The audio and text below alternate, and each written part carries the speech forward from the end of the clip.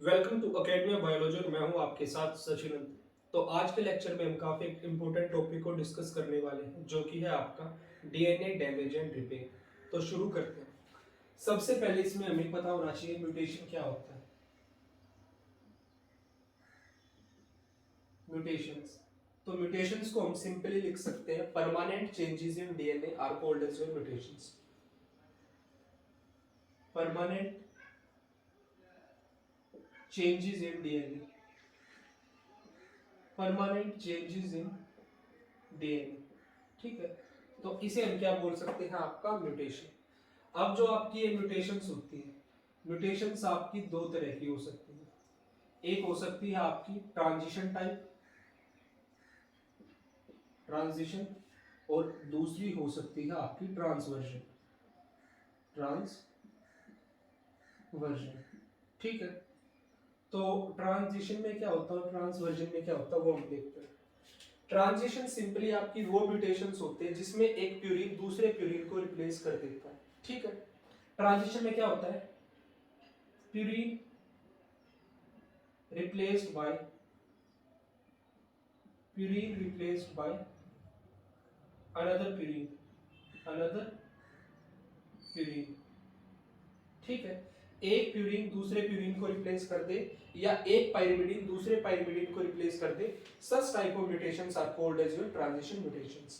तो यहाँ पे हम लिख सकते हैं प्यूरिन को रिप्लेस करेगा कौन कौन, एक दूसरा प्यूरिन, ठीक है। प्यूरिन रिप्लेसेस अनदर प्यूरिन, या फिर लिख सकते हैं pyrimidine replaces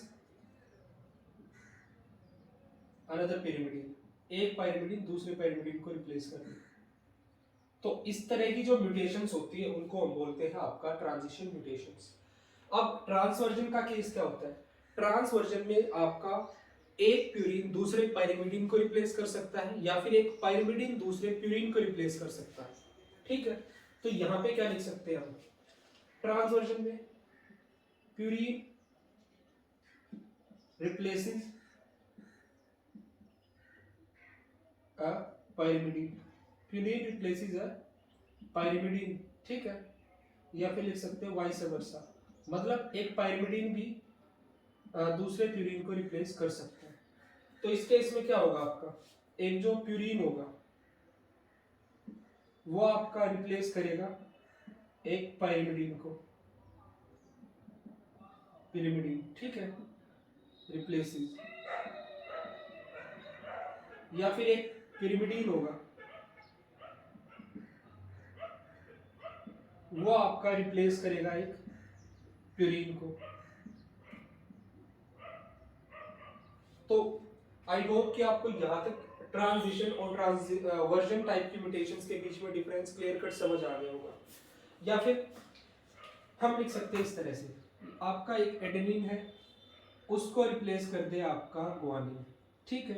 एक प्यूरिन ने दूसरे प्यूरिन को रिप्लेस कर दिया, एडेनिन रिप्लेस्ड बाय गुआनिन, ठीक है। या फिर आपके थाइमीन को रिप्लेस कर दे आपका cytosine, thymine replaced by cytosine. तो इस तरह की जो आपकी म्यूटेशंस होती है उनको बोलते हैं आपका ट्रांजिशन टाइप ऑफ म्यूटेशन। इस केस में क्या होता है, आपका एडेनिन को आपका रिप्लेस कर देगा आपका साइटोसिन, ठीक है। एडेनिन रिप्लेस्ड बाय साइटोसिन, या फिर आपका जो थाइमीन है, थाइमीन रिप्लेस्ड बाय आपका गुआनिन। तो इस तरह की जो म्यूटेशंस होगी उनको हम बोलते हैं आपका ट्रांसवर्जन टाइप्स ऑफ म्यूटेशन। तो ये आपको बिल्कुल क्लियरली समझ आ गया होगा, ठीक है। इसके बाद होता है आपका नेक्स्ट जो चीज है वो है आपका डीएनए माइक्रोसेटेलाइट्स, डीएनए माइक्रोसेटेलाइट्स, सेटेलाइट्स, ठीक है। तो आपका जो ये डीएनए माइक्रोसेटेलाइट्स होते हैं वो क्या होते हैं, these are mutation prone sequences, mutation prone sequences, ठीक है। ये आपके म्यूटेशन प्रोन सीक्वेंसेस है उसी के साथ साथ ये आपके हाईली रिपीटेटिव सीक्वेंसेस है, हाईली रिपीटेटिव सीक्वेंसेस, ठीक है। मोनो, डाई, ट्राई और tetra nucleotide, tetra nucleotide repetitive sequences, repetitive repetitive, ठीक है, रिपीटिव सीक्वेंसेस। तो ये हो गए आपके डीएनए माइक्रोसैटेलाइट्स। एग्जांपल के लिए हम यहां पे लिख सकते हैं आपका CA repeats found in human chromosomes, human chromosomes. तो यहां तक आपको इतना समझ में आ गया होगा, ठीक है। उसके साथ साथ आपके यहाँ पे कुछ ट्राई न्यूक्लियोटाइड रिपीट्स भी हो सकते हैं। क्या हो सकते हैं आपके? Tri nucleotide repeats, tri nucleotide या फिर CCA and CCG repeats, sorry CAG and CCG repeats, CAG and CCG repeats, ठीक है। तो ये जो ट्राई न्यूक्लियोटाइड रिपीट्स है, इसमें आपके कुछ एक एग्जांपल है जो आपको याद होने चाहिए। तो एक एग्जांपल है आपका यहाँ पे myotonic adult muscular dystrophy, adult muscular dystrophy, ठीक है। उसके बाद है आपका एक fragile X syndrome, fragile X syndrome. Then इसी के साथ साथ है आपका हंटिंगटन्स डिजीज, हंटिंगटन्स डिजीज, ठीक है। तो ये कुछ आपको एक बेसिक जिस्ट होनी थी, कुछ चीजों की, कुछ टर्मिनोलॉजीज की जो कि आपको पता होनी चाहिए। अब इसी के साथ हम शुरू करते हैं, एक टेबुलर फॉर्म में हम चीजों को देखेंगे। उस टेबल में हम देखेंगे कि कितने टाइप की आपकी डैमेज हो सकती है और कौन से एंजाइम वहां पे उन डैमेजेस को ठीक करने के लिए रिक्रूट किए जाते हैं। तो अब जो हम टेबल ड्रॉ करने वाले हैं वो काफी इंपॉर्टेंट है, जिसमें से डायरेक्टली भी कई बार आपको क्वेश्चंस देखने को मिल जाते हैं। तो सबसे पहले जो फर्स्ट प्रॉब्लम होगा वो का आपका repair type, this is repair type and the second is damage, आपकी डैमेज किस तरह की होगी, और थर्ड है आपके कौन से एंजाइम्स यहाँ पे उसमें इन्वॉल्व होंगे, ठीक है। तो सबसे पहले जो आपका रिपेयर का टाइप होगा उसमें फर्स्ट आता है आपका मिसमैच रिपेयर, मिसमैच रिपेयर, ठीक है। ये किस तरह की डैमेज है आपकी, एक रेप्लिकेशन एरर है, क्या ये आपका एक रेप्लिकेशन एरर है, ठीक है। तो मिसमैच रिपेयर को ठीक करने के लिए आपके कुछ एंजाइम होते हैं, जैसे कि ई कोलाई में होते हैं आपके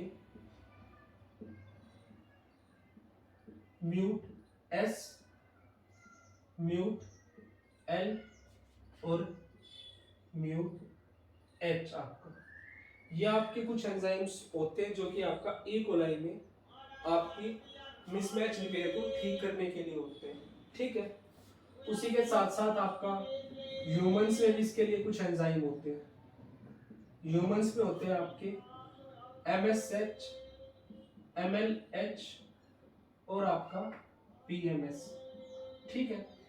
तो इसमें आपको ये बिल्कुल याद होना चाहिए कि मिसमैच रिपेयर को ठीक करने के लिए कौन से एंजाइम किस में होते हैं, ई कोलाई में कौन से हैं और आपका ह्यूमंस में कौन से, ठीक है। इसके बाद दूसरी जो आपकी डैमेज आती है वो है आपकी बेस, इससे पहले आपकी आएगी फोटो रिएक्टिवेशन, लिखते हैं फोटो रिएक्टिवेशन, ठीक है। तो फोटो रिएक्टिवेशन में क्या होता है, आपके पाइरिमिडीन के डाइमर्स फॉर्म हो जाते हैं, क्या होता है डैमेज में आपका? पायरिमिडीन डाइमर्स, पायरिमिडीन डाइमर्स, ठीक है। तो फोटो रिएक्टिवेशन टाइप के रिपेयर को करने के लिए जो एंजाइम होता है वो होता है आपका डीएनए फोटोलाइज, डीएनए फोटोलाइज,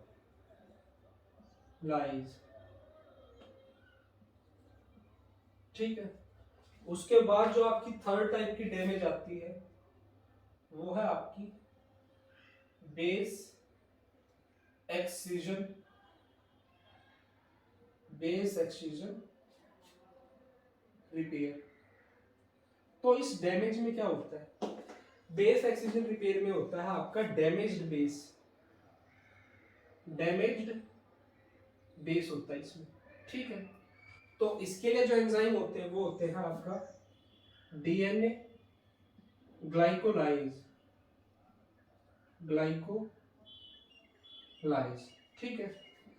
इसके बाद जो नेक्स्ट टाइप की आपकी डैमेज आती है वो है आपकी न्यूक्लियोटाइड एक्सcision रिपेयर, ठीक है। तो इसमें क्या होता है आपका? इसमें आपके प्रेजेंट होते हैं एक तो पायरिमिडीन डाइमर्स, पायरिमिडीन डाइमर्स, उसी के साथ साथ आपके बल्कि एडक्टोन बेस, बल्कि एडक्टोन बेस, ठीक है। तो जो आपका न्यूक्लियोटाइड एक्सcision रिपेयर है, इस रिपेयर मैकेनिज्म को करवाने के लिए आपके एंजाइम क्या क्या होते हैं? ई कोलाई में देखो, सबसे पहले ई कोलाई में होता है आपका यूवीआर ए, यूवीआर आपका बी होता है, एक सी होता है और आपका एक डी भी होता है, ठीक है। तो ये एंजाइम होते हैं आपके ई कोलाई में। उसके बाद आता है आपका यूकारियोट्स का केस।